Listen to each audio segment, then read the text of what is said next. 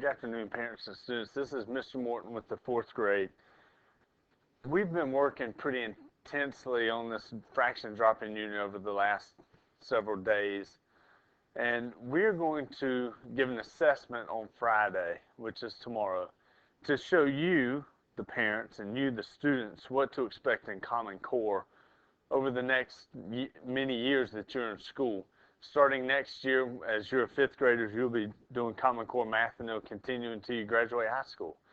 Common Core is a little more intense when you look at a test, and we'd like for you to be able to see this. We are teaching this unit for our good as teachers to help us learn how to teach it. And we're also teaching it for the students so that when they get to fifth grade, they will not be completely blindsided by this. So I'm going to do page 1 of the test with you. This is actually going to be on the test tomorrow.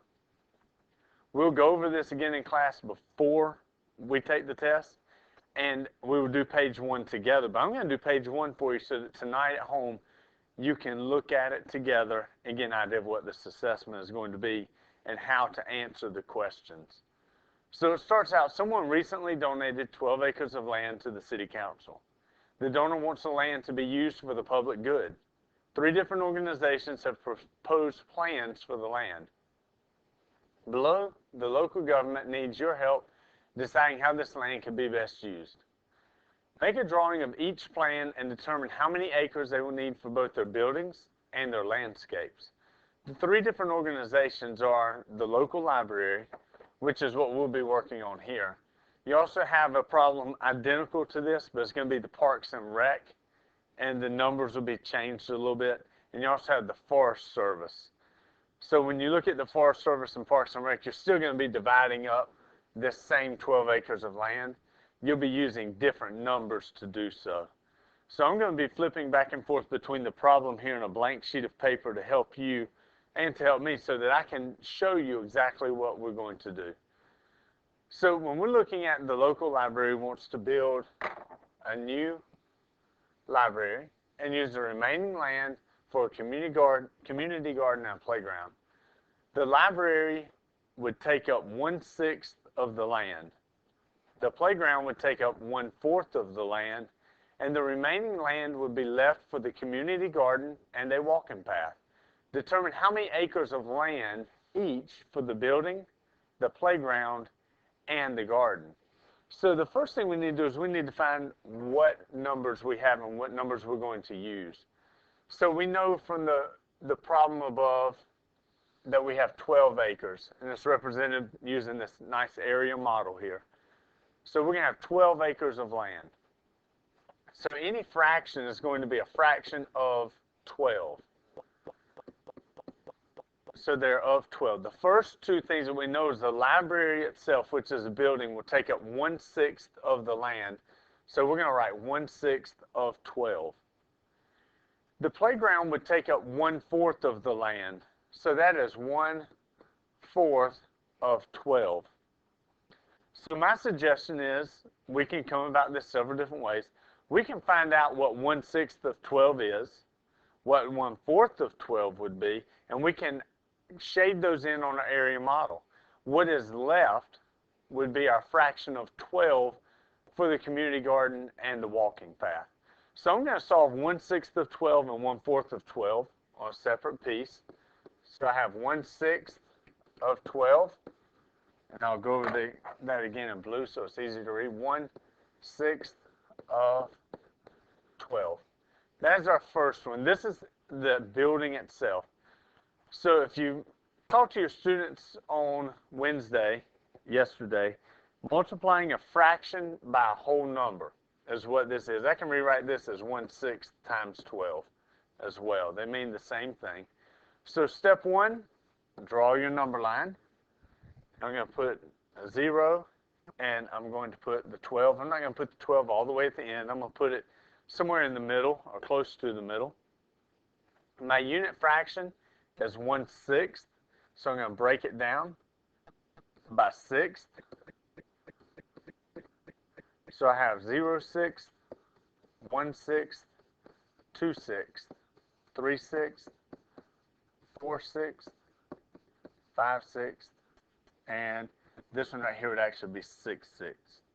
So I can take out that last mark. And students, if you mess up on your number line and you don't get it exactly right, it's okay.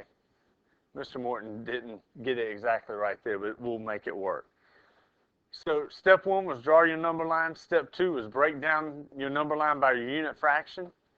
Step number 3 is going to be find the little fact, is what we've been telling our students. So we're going to look at our denominator, 6.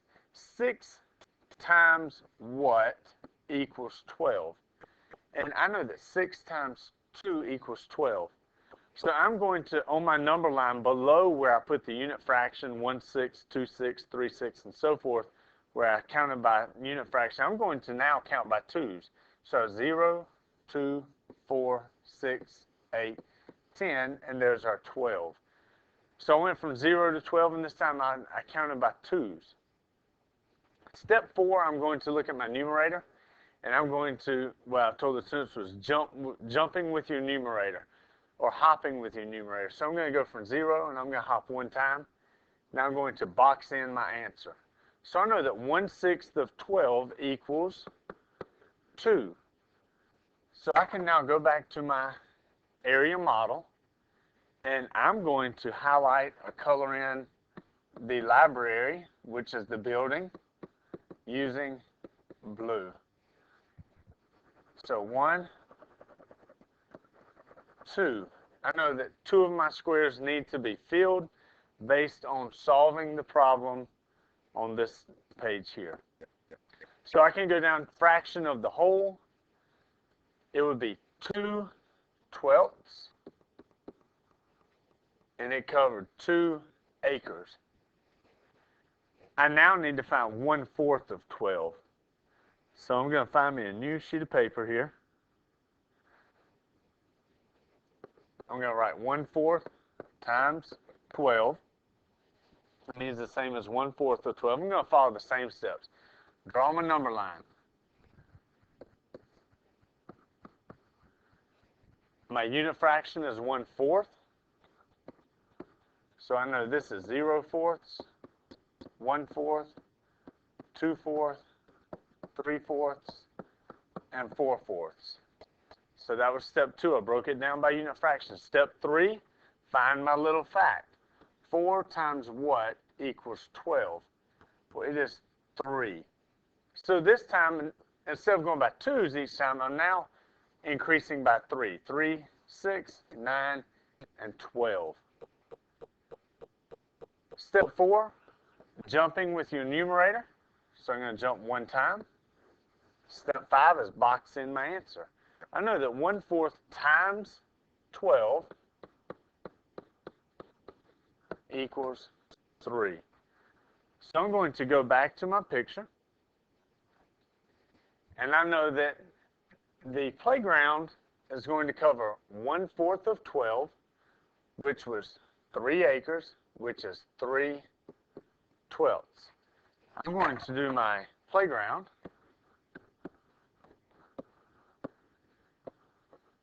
In green. 1, 2, 3. I now know that my remaining land is going to be the garden and paths. And I'm going to highlight that in red. 1, 2, 3, 4, 5, 6, 7. So it covers 7 acres, and the fraction of the garden is 7/12. So I've completely finished part 1 of a 4-part test. So in part 2, they're going to do the same thing, but they're going to do it for the parks and recreation. And they'll do it the same way. You're still going to have a building. You're still going to have playground, you're still going to have parking lot, things like that that you're going to have to account for. In the library one, we had the library, the playground, the garden, and the paths. And Parks and Rec, which is part 2 of this, and the Forest Service, which will be part 3 of this, it'll look a little bit different as far as numbers go, but it's still going to have the same 12-acre box here, and you're still going to fill out the same type of chart here. So you're going to do that for 3 problems. For the very last part of this, which is the end, it says the city council has to provide running water and electricity to any building that is built. They use taxes to pay for this, but it is expensive and will cost $1,200 per acre. Determine how much tax money the city council will need for each of the plans. So the students have to take their data from their charts on the building portion. And here we have 2 acres for the building. And it tells them how much per acre, and they figure out how much tax money it's going to cost. So they will figure out tax money and money required to build the library, the Parks and Rec Department, and the National Forest Service.